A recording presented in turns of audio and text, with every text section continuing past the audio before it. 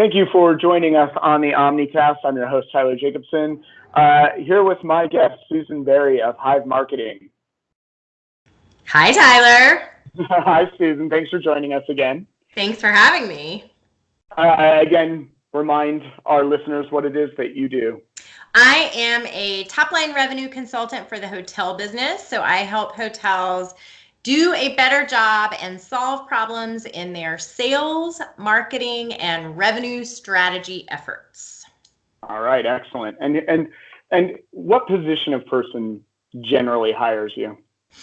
If I'm some sales rep at a hotel and I'm like, we need that, who do I need to talk to get you hired? I think the most likely candidate for hiring me, my ideal client, is the owner of the hotel. Sometimes the management company, sometimes the brand, but usually the owner is the person who has the will and the way to make it happen. Wonderful. Wonderful. All right. So today we have a very fun topic, which is what are some stupid ways companies are wasting money in marketing? And we have all come up with all of us, you and I, we've come up with our respective lists, and let's start this volley. I think one of the stupid ways that people spend marketing in advertising, stupid ways people spend money in marketing is relying on a singular tactic. This is a very philosophical kind of thing. It's not very specific, but when I say that, it's like, well, we're going to spend the very small amount of marketing budget that we have on tchotchkes. And then there's nothing else. There's no real marketing strategy behind it. It's just, we're going to do this one thing, and that will somehow equal customers, clients, whatever. Magic happens.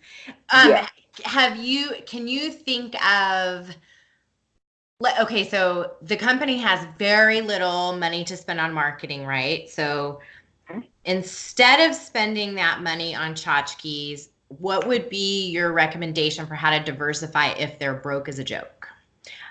And I'll be taking notes during this part. Okay. Well, I would say go back to the thing that it has brought you clients in the past. Nice. And ask the question of, have we fully exploited this? And if we have not fully exploited it, how do we fully exploit it? Got it. And that's what you do with your minimal marketing budget is you don't look to reinvent the wheel. You look to make a bigger wheel or reinvest in the wheel that already works. Or if you're Khaleesi, you break the wheel. I'm not a Game of Thrones fan. Well, that's okay. Everyone else in America is. It's a podcast, so... All right. Well, my first stupid money waster thing that people do that I think is dumb, but I kind of think you might disagree with me, so I want to hear what you have to say, is when they spend time and money, either by hiring an agency or even having one of their staff spend hours doing this, posting Facebook content without boosting the posts, without doing any financial backup to get around the throttling. What? This is beautiful for multiple reasons. One of them is because my next item was boosting Facebook posts. That's awesome. So my answer is it's complex. It's not just a yes or a no. Okay. So tell me what drew you to that. What drew me to that? So I should back up and explain that when I started my company 10 years ago, I started it to exclusively do social media for hotels. That only lasted for a very short time. My clients were asking me to take on different kinds of projects. And I am where I was once a social media expert, I am now a social media idiot. So when I sort of left the game, it was when Facebook had started throttling engagement to 16%-ish of your fan base. So in other words, if you had 100 fans, only 16 of them would ever see any organic content that you posted And so unless you put even tiny little bits of money behind that content, nobody would ever see it. So I may be stuck in the past with this theory that I have. I don't think you're stuck in the past on that. I think you're absolutely right. And if you were to ask me, say, a month ago about organic posting, I would say organic posting is dead. Stop wasting your time on it. Mm-hmm. I have augmented that a little bit, and I'll tell you why I've augmented it a little bit. Because we are going to Paris later on this year. And so what has my wife started doing? She started following all of these hotels in Paris to understand what they're all about and understand their business and really, start having a trip before we have a trip. So I think that there is some aspirational value to organic posting. Okay, that's a good point. And if your business can have that aspirational value, I think that you should do that. I think that you should organically post, but post on there with the intent of bringing people into your community, into your world, and really making it almost a dream for them, right? Topo, who make these wonderful bags, and now they make clothing as well. They're a local company.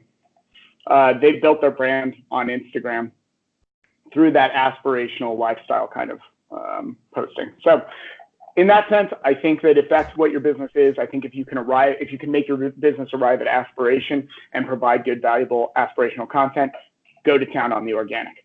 And so some of my distillery clients, I'm like, hey, you guys should maybe shift up there and refocus, even though I just told you not to do that. Surprise! Okay. Yeah. And when I say just, I mean like a month ago. Marketing is flexible. Now, boosting posts, stupid. So now we're going to go into mine. So boosting posts, it can be great, and I've actually won awards through boosting. But the reason I won awards through boosting was because I put so much of an effort on the front end running like campaigns on Facebook and on Instagram to the kind of person that I wanted. It wasn't a general like campaign. This was for an artist. And so we ran like campaigns to people who of a certain income who liked, Southwestern art and painters and things like that. And so we got really dialed in on the audience that we were trying to attract. Then when we ended up boosting to followers, which is what most people consider boosting, it hit the right mark. It hit the right mark so well that I thought we had actually blown through our entire ad budget in the first day because else it was getting. And I actually freaked out for a good 5 minutes until I could get to my computer and go, oh no, we had the normal daily spend. It's just an exceptionally well-performing campaign. Gotcha. So I think that instead of boosting, I think what you should be doing is I think you should be curating the audiences that get that post. So now you have to understand the audience that's going to respond best to this, or test out some audiences so you can understand the audience that responds best. Now is when I'm going to get really geeky, and somebody's like, I understood what he meant when he said boost, and I don't understand anything else. All right, so so you can pick who your audience is. You can pick their ages, you can pick their location, their gender. You can put in things that they have interests around. You can do audience selection for post boosts as well? Yes, actually, Facebook allows you to do that. I like to do it through their ad manager interface and not through their boosting interface. But yes, you can do that there as well. Okay, so you're saying instead of boosting an individual post, do Facebook advertising to a very, very, very well curated audience. But it can still be that post. It can still be that organic post. You I can gotcha. still that as an advertisement to a well curated audience. Okay. An audience that's most likely to say yes. And there's a dozen ways to do it. If you have a question about that, please send me an email to Tyler@omniphonic with an S, Tyler@omniphonic.com. There's a lot of ways to do it, and I love talking about this stuff. Or if you're in Denver, come to one of my Facebook classes. Anyway, so yes, but I think, go ahead. I'm sorry. I was just going to say, it sounds like our general philosophy is the same, which is do not spend a bunch of time and effort putting content out on Facebook and hoping that you're going to be a runaway success, because those days are over. It's just the tactics that we recommend. So I will stop recommending boosting posts and start recommending that people just call you to take care of all their things. Absolutely. You're wasting money by not calling me. Exactly. No, what I was going to say is it drives me a little nuts when people are like, yeah, I boosted a post for $100 and we didn't get anything. So one, what did you expect? What you probably expected was to have customers. But if I were to logically ask you what you expected at the beginning of that, you'd be like, I don't know. I just want people to see the post. I don't know, maybe something. But then when you don't get a customer at the back end, you're like, oh, that was wasted money. Yeah. And I think it's important that people understand the marketing funnel, that people have to know who you are and what it is that you do. Then they have to earn a little bit of trust with your brand. And then they're going to look at your competitors and look at their own needs and decide if they ever actually want to purchase. It's not a one and done deal. Mm-hmm. So boosting a post to just a very general audience of people who just generally like your page, there's probably better ways to spend your money. It's probably going to be a waste, especially if you're actually expecting a customer on the other end of that. Boom. All right. What do you got? What's your next one? My next one is pens. I think that people who spend money on branded and logoed pens are idiots. Discuss. Yes. I'm trying to think if I can remember a pen that I have an SEM Rush pen. I mean, everybody thinks that pens are like the most important thing, especially in a sales organization where they're signing contracts. So you have to have like a fancy pen. That is the dumbest thing in the entire universe to me. Buy regular old pens and use that money for something cool. Ooh, I like that, because people will be less inclined to steal those pens. Regular old pens. Exactly. Yeah, I mean, why not figure out who your target accounts are and then send them pens every month, a whole package of pens, and so that it has your name on that package. Here's your monthly pens of this hotel chain. That is awesome. I love that idea. Or here is a case of pens. Until you use all of these, you cannot stop doing business with me. So here we go. Ooh, I like that. Pens, terrible F-. Okay, I like that. I'm down. Here's one that I think is absolute garbage. And again, this is gonna engage a few different ones. But grocery store advertising, and I'm gonna go into sanitizing stations. That's where this idea started with, because a client of mine almost said yes to advertising on sanitizing stations. You know, where you get the little wipes so you can wipe down the cart? Yes, which I think is weird if people even use those, but that's just me. I agree. But then there's also the shopping cart, you know, where you put the little kid, where you put your little kid's bottom, right? It's advertising there. And then also on the back of receipts. No. How is that even a thing? Any of those? Like, who even looks at any of that? What? Somebody is, right? Like real estate agents. I know in general, real estate agents are like, they advertise on the shopping carts. I have never. They don't have that here, or at least not where I shop. Oh. Okay. What about the sanitizing stations? They have that. Mm-mm. What about the back of receipts? I think backs of receipts. I know I've seen that before, not at my grocery store, but I have seen that before. But you know, a lot of grocery stores will give you like 26 feet of receipt with all these weird coupons and stuff. I hate that, and I always just throw it immediately away. Yeah, that's true. Like, I guess CVS, they're the ones who have the reputation of giving out these receipts that are, you know, for a pack of gum that are more than 6 feet long. Right? Right. How much money would they save? No kidding. And I mean, what's the return on that? I don't know. What I mean, I guess it's good because people on Reddit are talking about you, maybe, but it's not in a positive context, especially not in our environmentally conscious age. Yeah. So yeah. So I don't know. What do you think somebody expects I know what somebody expects when they are doing the sanitizing station, where you can grab the wipes and then you can wipe off the handle. What do you think somebody expects from that? I guess that you would associate their brand with like cleanliness or purity. I think it's a brand, one of these things where it's like, oh, look at how many brand touch points this person's going to have. And I guess it's targeted because, hey, they're in your neighborhood, but I don't remember you. One, I'm not going to remember you. Right. I mean, that's like taking impressions to like, just because we all breathe the same air, you don't get to count me as an impression. Do you know what I'm saying? Like, that's craziness. Who is ever going to remember that? I can't even. There's a million people who don't give a crap about your product and will not remember your name. Congratulations. Exactly. I can see it in the grocery store doing those placements. If you are something that someone can buy in the grocery store that people often need and forget. For example, a large bottle of Advil is something that everyone needs at some point, and you never think about it until you're out, right? So large bottle of Advil, I could see, or whatever, maybe that's a dumb example, but I could see that being, you know, something you could do. There's a call to action while you're standing there pushing your grocery cart around. A real estate agent. Yeah, context, like something that you can get there makes a ton of sense. Yeah, I would agree with you on that one. Fantastic. Yeah. What else do you got?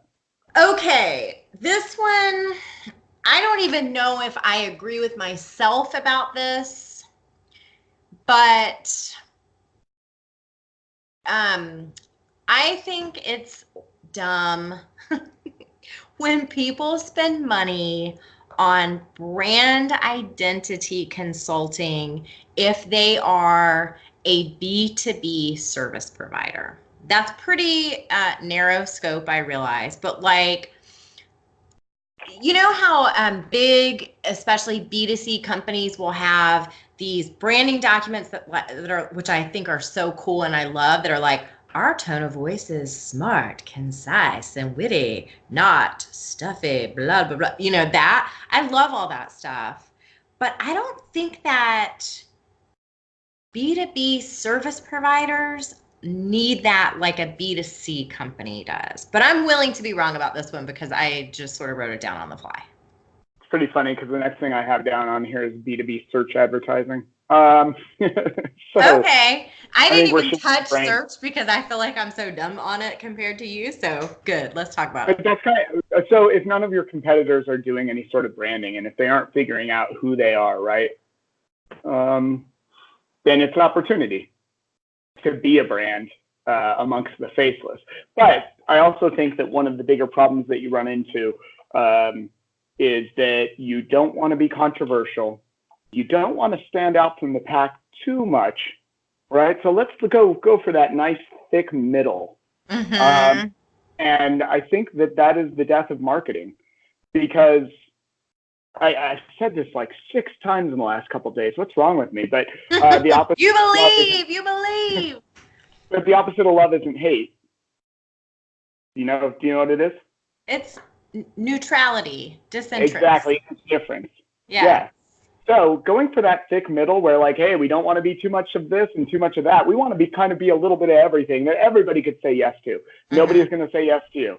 That is not why you go into branding. You go into branding to set yourself apart. Right. So I think that is a futile exercise if you don't really have a reason to be doing it in the first place. And you're not really willing to be a little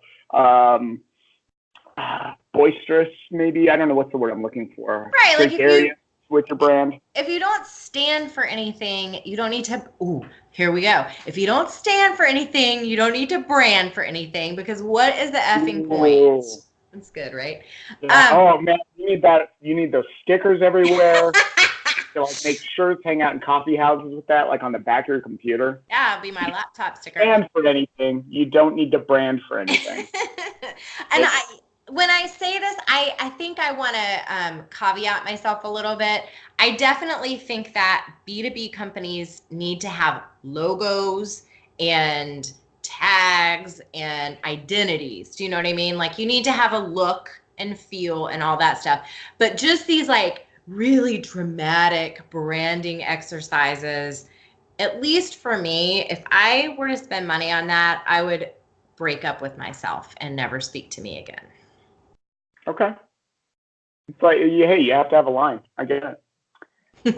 Yeah, B2B search ads. B2B search ads can work, but what I've noticed is that there are so search ads, when you go into Google and you type in search engine optimization, and then you see paid ads, right? And then you see organic listings underneath it.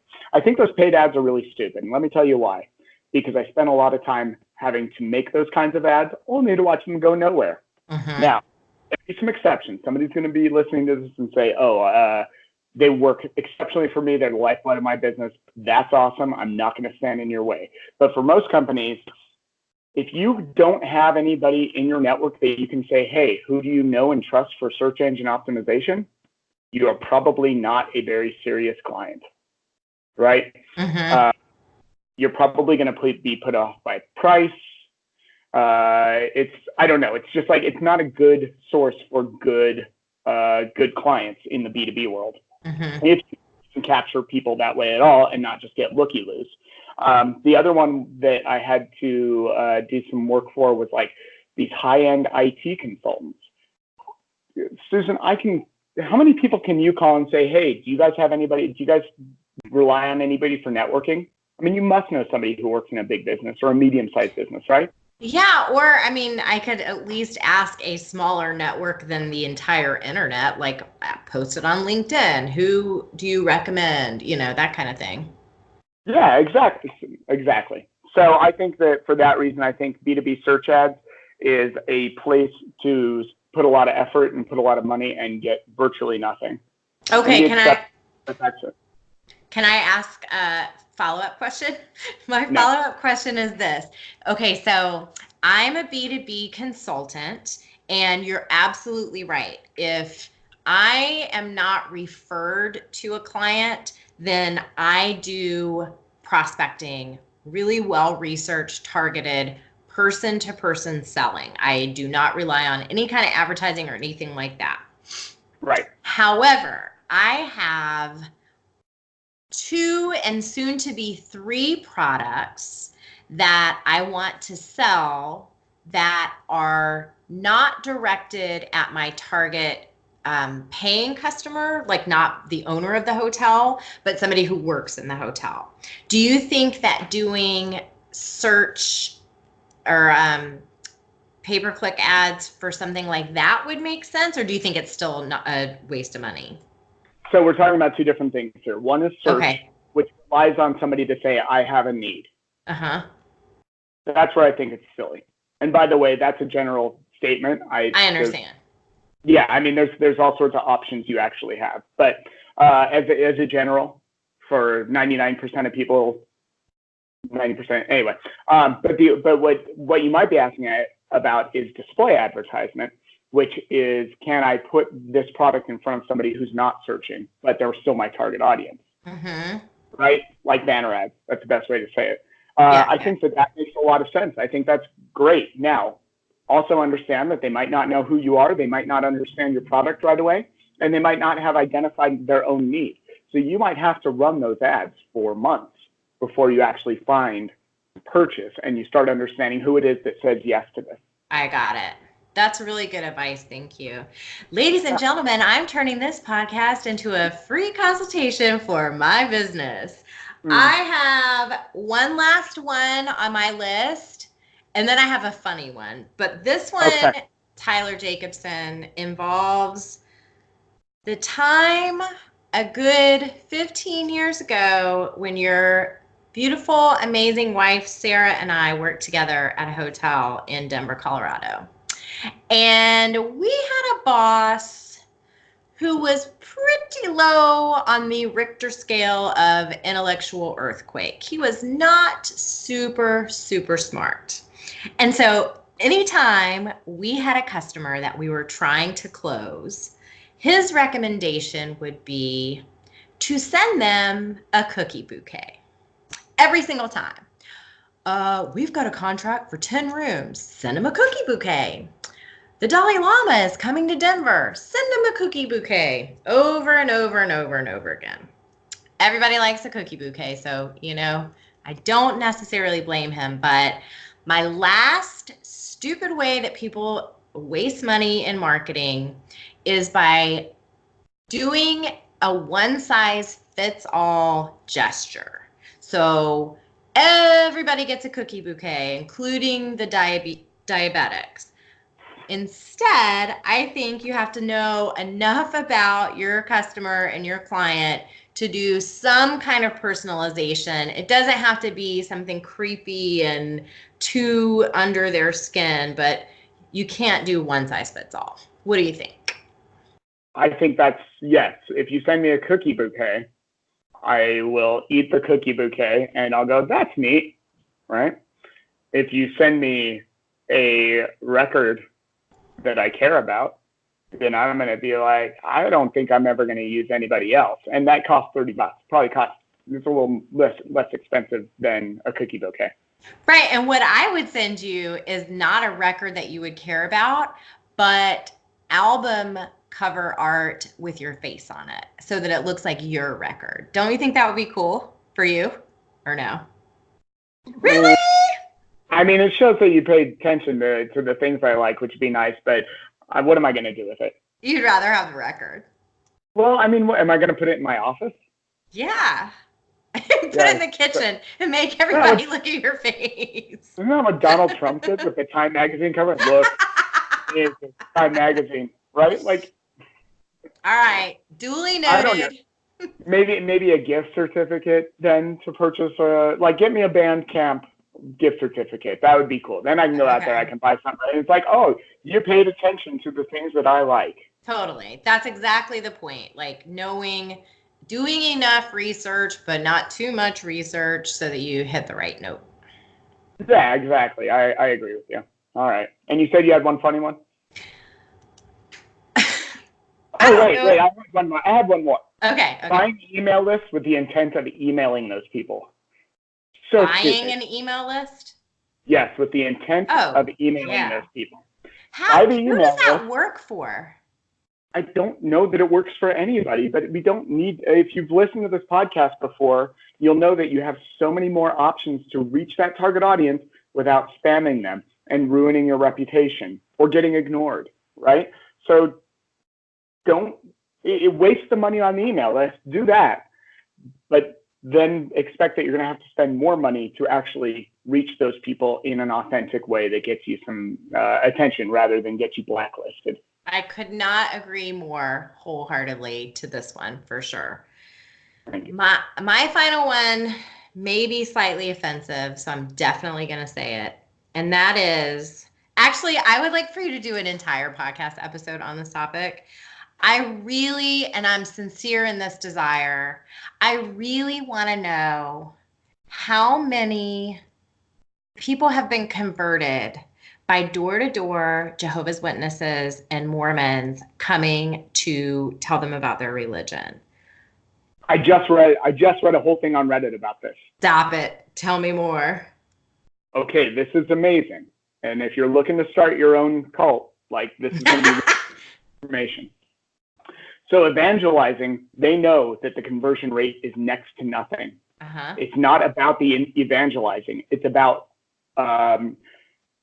requiring you to behave in a way that is outside of the norm, and then you get shunned by the outside world, but you get accepted by your own team, right? That is amazing. So now I have to sit next to you on a flight. You are feeling uncomfortably compelled to evangelize to me. I'm like, I'm trying to watch porn on my iPhone. But that interaction, from my point of view, is going to be very rude because I don't want to have anything to do with you because you are going to have to evangelize to me and try and convince me not to be the person that I am. So now that makes the outer world a very uncomfortable and unwelcoming place to you. People are just rude out there. But then when you come home from evangelizing and you're amongst your people, we're welcoming. We understand you. It's all love. And it makes you tighter to that religious core while being excluded from This is amazing information for me to input into my brain, and I'm so glad that I brought this up.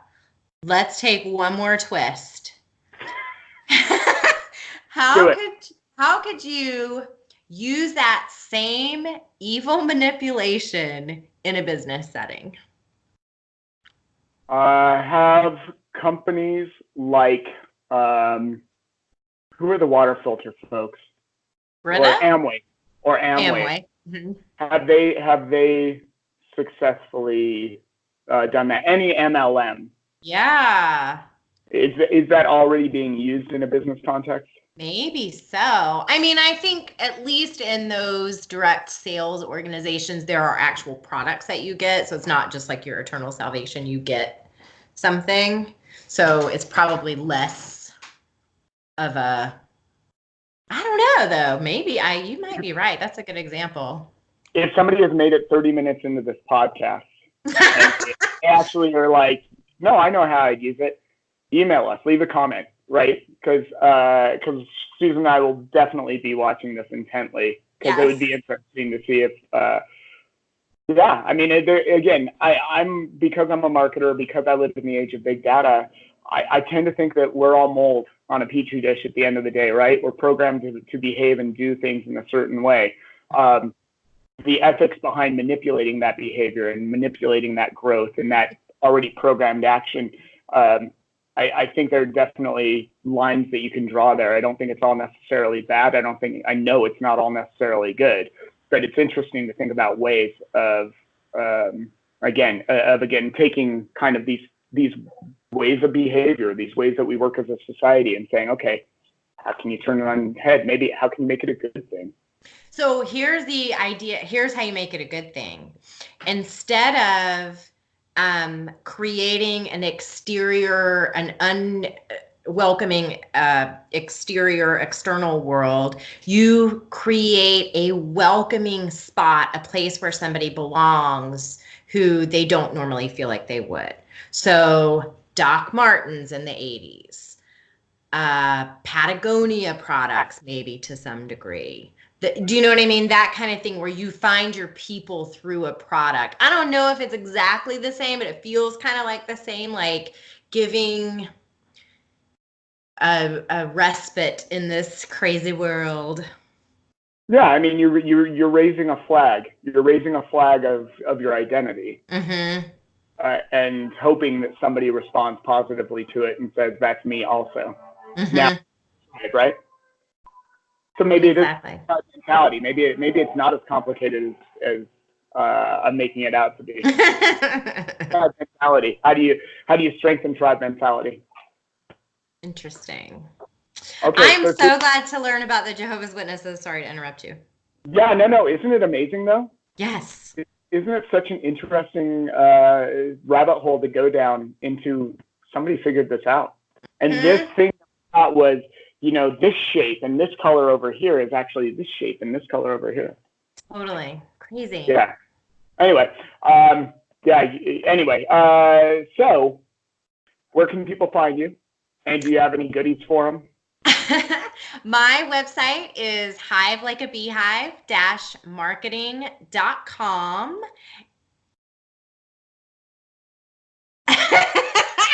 And that is all I have to say. Okay, so go visit Susan there. She'll field your questions about hotel marketing. And then you can find me at omniphonic.com, OMNIFONIC.com. But when I was talking about how B2B shouldn't spend money on search ads, I actually spend money on branded search ads. So if you go into Google and you type in Omniphonic with a PH, you'll find one of my ads. So you can find me even if you go into Google and you type it wrong. That's brilliant. Yes, and if you have any feedback, please feel free to share it on the website or on YouTube or on iTunes or Stitcher or whatever. Just let us know or email us. All right. Thanks for listening. Thank you, Susan. Thanks for having me. All right. See you next time.